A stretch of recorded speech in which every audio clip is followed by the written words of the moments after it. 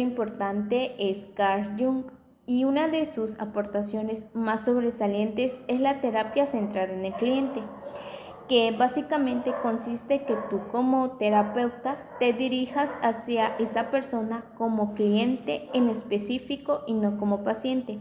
Esto fue una revolución para la psicoterapia centrada al cliente, ya que decía que el ser humano es capaz de autodesarrollarse. Luego tenemos la autorrealización, que en esta defendió que el ser humano tiene la capacidad innata de alcanzar sus cosas personalmente, alcanzar sus metas y cualquier propósito que se proponga hasta que llegue a la autorrealización. Luego tenemos las condiciones necesarias y suficientes para el cambio terapéutico, en donde estableció 3 aspectos para el terapeuta, que la primera sería autenticidad, la aceptación incondicional, la positiva y la empatía. Luego tenemos otra aportación, que es concepto del self y congruencia. En esta como que diferenció el self real, que es quién es, y el self ideal, quién quiere ser, y ambas van señalando que la incongruencia genera malestar psicológico. Otro autor importante es Martin Heidegger, y una de sus aportaciones más sobresalientes es una obra que tiene por nombre El ser y el tiempo, que pues es su obra principal, en donde él mismo plantea una pregunta muy importante para la filosofía: ¿qué significa ser?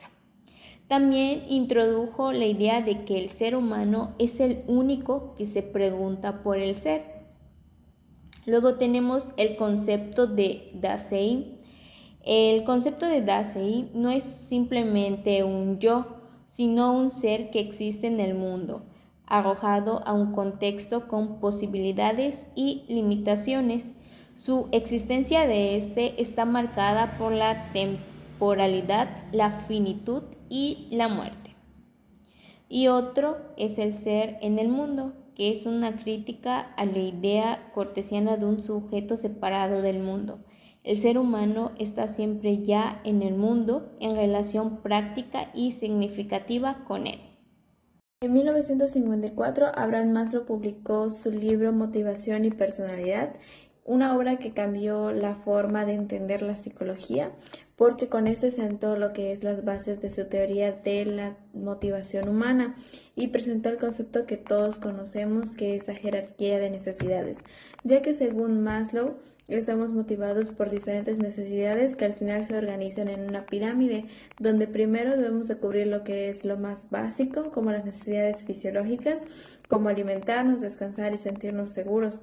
Y una vez satisfechas estas, podemos avanzar a los siguientes niveles más elevados, que serían la necesidad de amor, de pertenencia, de estima, hasta llegar a la cima de la pirámide, donde ocurre la autorrealización, que es ese punto que buscamos para terminar de desarrollar hasta llegar a nuestro máximo potencial.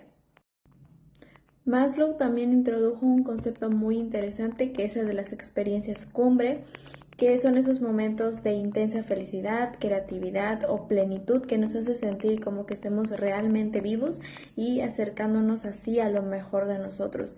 Su visión fue revolucionaria porque no veía al ser humano como una máquina de respuestas, sino era como un individuo integral que tenía estos aspectos que son el biológico, el psicológico, social y espiritual.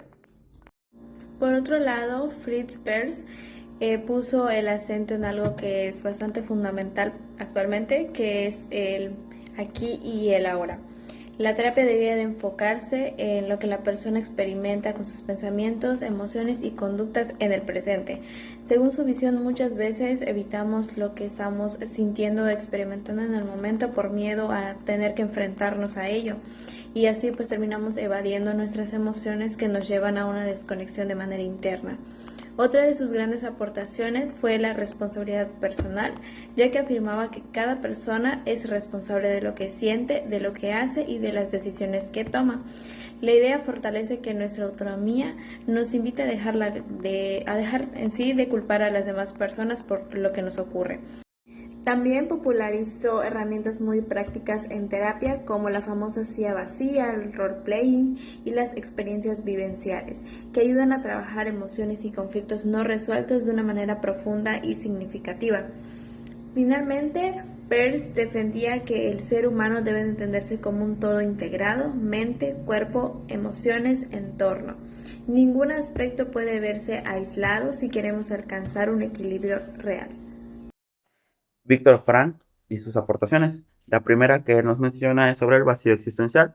Eso quiere decir que él proponía que la mayoría de las personas que iban a terapia era porque tenían un complejo de inferioridad, lo cual hacía que buscaran la necesidad de poder encontrar una manera de poder solucionar esto.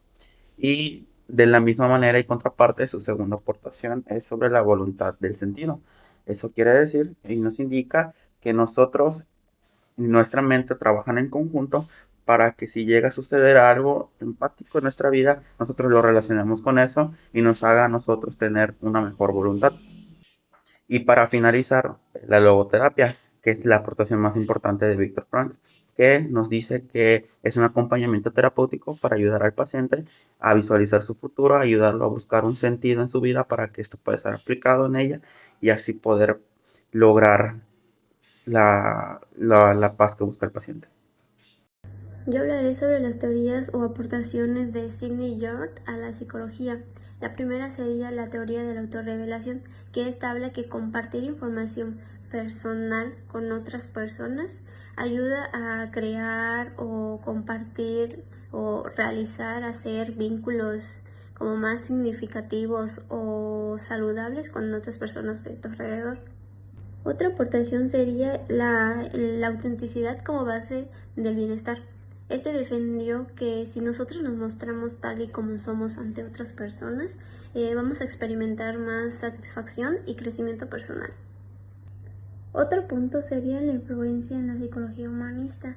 Él, inspirado en Carl Rogers y Maslow, promovió la libertad, la apertura y la autenticidad como pilares del desarrollo humano.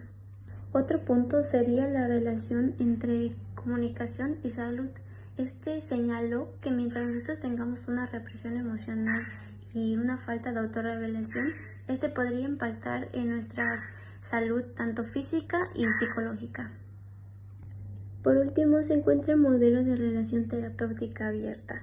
Este señala que la relación entre terapeuta y cliente tiene que incluir una apertura y una confianza mutua, alejándose del modelo jerárquico o distante. Yo voy a hablar sobre Nietzsche. Pues básicamente él no fue un psicólogo humanista, pero sus teorías forman parte como bases de la psicología humanista. Él habló sobre la voluntad de poder, que cada hombre tiene esa voluntad innata que le ayuda a seguir adelante y a ser mejor cada día, que pues básicamente eso es lo que son las bases de la psicología humanista. A su vez habló de vivir con autenticidad. Esto quiere decir que no nos guiemos con el criterio de los demás, sino que hay que vivir desde cómo nosotros percibimos el mundo. Y habló del humano como un superhombre que supera los límites y alcanza su máxima potencialidad. A su vez, él ve como el sufrimiento y las adversidades como una oportunidad para crecer y desarrollarnos aún mejor. Muy bien, el que sigue es Rollo May. Él, ¿quién fue? Fue un psicoterapeuta estadounidense que a él se le considera como el padre del existencialismo. Él lo que hizo fue integrar la filosofía con la psicología. ¿Y qué más hizo? Él hablaba sobre la angustia, sobre la libertad, sobre la vida y la muerte. Más que nada, igual se centraba mucho en la ansiedad, del por qué el ser humano se cuestionaba tanto y sufría tanto. Hablando psicológicamente, pues él como que el ser humano perdía el sentido de la vida, debido a que se sentía la ansiedad entre una batalla entre la fortaleza que tenía el ser humano y nuestro yo, y por otro lado un peligro que lo sentía que era muy amenazante hacia él. Pero sin embargo esto era una parte muy fundamental, ya que este miedo lo impulsaba a crear cosas mejores o lograr sus objetivos. Por otra parte, también tenemos a Karl Jaspers, que fue un filósofo psiquiátrico alemán que introdujo la fenomenología para describir y comprender la experiencia consciente de los pacientes, en este caso diferenciando entre procesos incomprensibles y desarrollos o reacciones comprensibles de la enfermedad que tienen los pacientes. Por otra parte, lo que él opinaba acerca del existencialismo es que para él el sentido auténtico del existir se revela al hombre tan solo en los periodos de profundas conmociones, como lo pueden ser la enfermedad y la muerte, que son unas reacciones o emociones muy fuertes.